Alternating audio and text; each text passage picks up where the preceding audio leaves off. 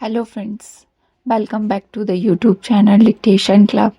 आज का डिक्टेशन 80 शब्द प्रति मिनट की गति से होगा, जो कि फ्री प्रैक्टिस बैच है, जो कि SSC stenographer grade C and D के लिए चलाया जा रहा है।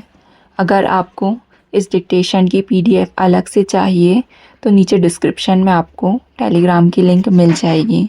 उससे आप टेलीग्राम चैनल ज्वाइन कर सकते हैं। वहाँ आपको सारी पीडीएफ मिल जाया करेंगी।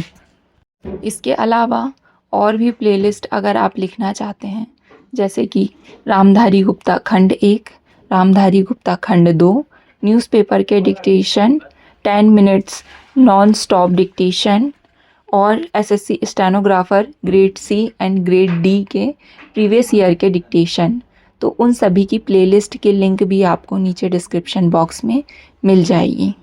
और अगर आपको डिक्टेशन पसंद आता है तो वीडियो को लाइक ज़रूर करें, चैनल को सब्सक्राइब कर लें और डिक्टेशन को ज़्यादा से ज़्यादा दोस्तों के साथ साझा करें।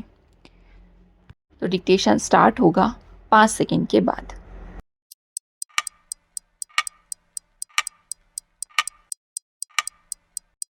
स्टार्ट। हमारे देश का 600 लाख हेक्टेयर क्षेत्रफल रबी की खेती के लिए माना जाता है। अचानक बदलते मौसम का असर और फसल की बर्बादी देखकर अन्नदाता को परेशानियों का सामना करना पड़ रहा है। हमारी ज़्यादातर खेती मौसम के अनुसार होती है। इसका असर हमारी खाद्य सुरक्षा पर पड़ सकता है। देश भर में ओलावृष्टि के कारण राजस्थान, पंजाब, हरियाणा, उत्तर प्रदेश, उत्तराखंड, बिहार, मध्य प्रदेश और महाराष्ट्र राज्यों में लगभग 113 लाख हेक्टेयर क्षेत्र में खड़ी रबी फसल को भारी मात्रा में नुकसान होने से संबंधित ज्ञापन प्राप्त हुए हैं और ऐसे संकेत भी मिल रहे हैं।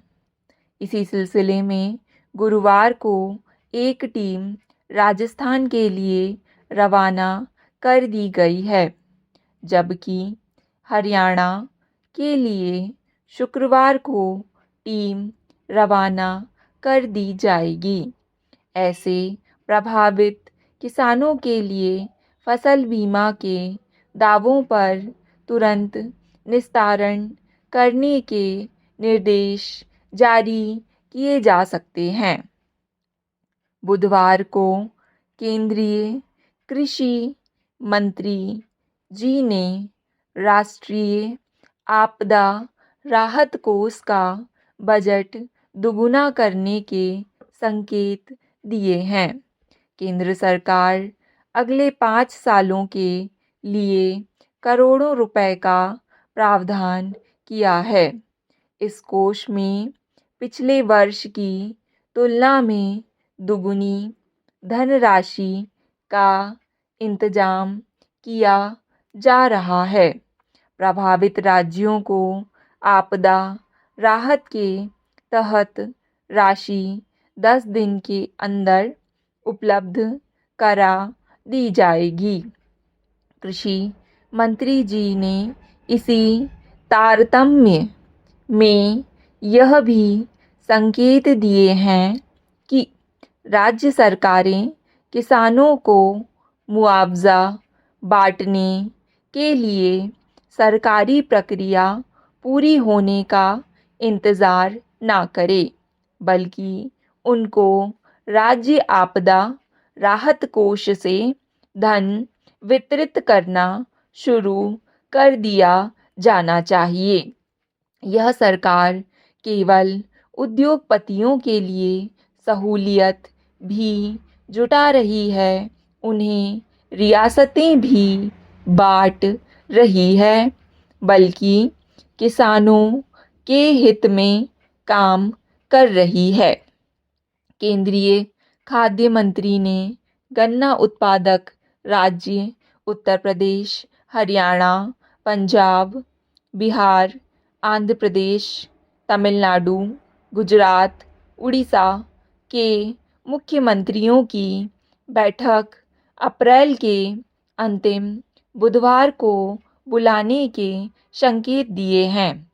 इस बैठक में संबंधित राज्यों के मुख्यमंत्रियों के भाग लेने की संभावना व्यक्त की जा रही है।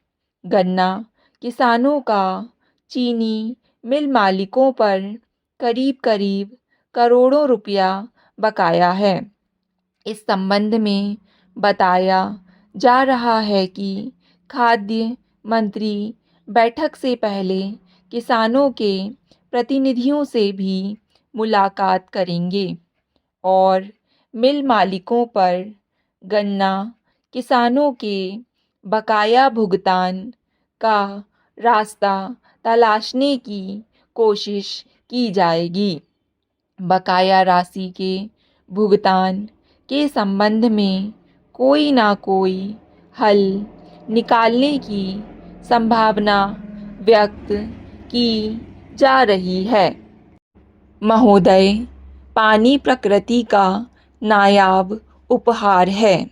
यह ईश्वर प्रदत्त मूल्यवान अमूल्य उपहार है। हमेशा उपयोग किया जाना चाहिए। इसे संरक्षित किया जाना चाहिए। पानी हमारे जीवन का महत्वपूर्ण अंग है। यह एक ऐसा श्रेयस्कर जीवन तत्व है जिसकी मनुष्य ने बहुजन हिताय बहुजन सुखाय मानकर आराधना की है। आराधना का फल मीठा होता है। माना जाता है कि ग्रीष्म ऋतु का मौसम आते ही पानी का महत्व और किल्लत बढ़ जाती है। विकास के मान से पानी की उपलब्धता धीरे धीरे कम होती जा रही है। यह हमारे लिए गंभीर चिंता का विषय है। हमारे देश के भीतर ही नहीं, सारे विश्व के अंदर पानी की उपलब्धता कम होती जा रही है। पानी की बढ़ती हुई मांग, भू जल संवर्धन का अभाव और संसाधनों की कमी ने अनेक राष्ट्रों में पानी के संकट को ज़्यादा गंभीर बना दिया है। संयुक्त राष्ट्र संघ ने पानी के बढ़ते संकट को देखते हुए 22 मार्च को विश्व में जल दिवस के रूप में मान्य किया है। विश्व बैंक की ताज़ा रिपोर्ट के अनुसार विश्व की 40% से ज़्यादा जनसंख्या पानी के संकट का दुख भोग रही है और यह संकट विश्व के 80 से भी ज़्यादा देशों के अंदर बरकरार है। विश्व की जनसंख्या वृद्धि दर और पानी की सीमित उपलब्धि के आधार पर तैयार कराई गई विश्व बैंक की रपट में कहा गया है कि मनुष्य की पानी की मांग प्रति वर्ष 2.5% की दर से बढ़ रही है और इस वृद्धि के चलते हर 21 वर्षों में यह दुगनी हो जाती है। विश्व बैंक की रिपोर्ट में पानी के दुरुपयोग के प्रति सावधान किया गया है। यह भी माना जा रहा है कि पानी की आपूर्ति की समस्या अगली सदी में विश्व युद्ध का कारण बन सकती है। विश्व बैंक के पर्यावरण विशेषज्ञों का कहना है कि जहां पर पानी की पर्याप्तता संतोषप्रद है और नियमित जल संकट घटने की संभावना नहीं है वहाँ पर वितरण और उपयोग की सुदृढ़ व्यवस्था करना बहुत ज़रूरी हो जाएगा। ऐसा प्रतीत होता है कि आने वाले समय में पानी का संकट और अधिक बढ़ जाएगा। वर्तमान स्थिति का यथोचित तरीके से उपाय और उपचार नहीं किया तो युद्ध की चिंगारी को भड़कते देर नहीं लगने वाली है। भारत में पानी की आपूर्ति की समस्या निरंतर विकराल हो रही है। अनेक राज्य पानी के बंटवारे के लिए एक दूसरे के खिलाफ हो रहे हैं, चाहे वह कृष्णा कावेरी का मामला हो या फिर नर्मदा बांध का विवाद या फिर पंजाब चंडीगढ़ के वाद विवाद पीछे का रहस्य पानी नहीं है क्या। स्टॉप। डिक्टेशन पसंद आए तो वीडियो को लाइक तथा चैनल को सब्सक्राइब कर लें। धन्यवाद।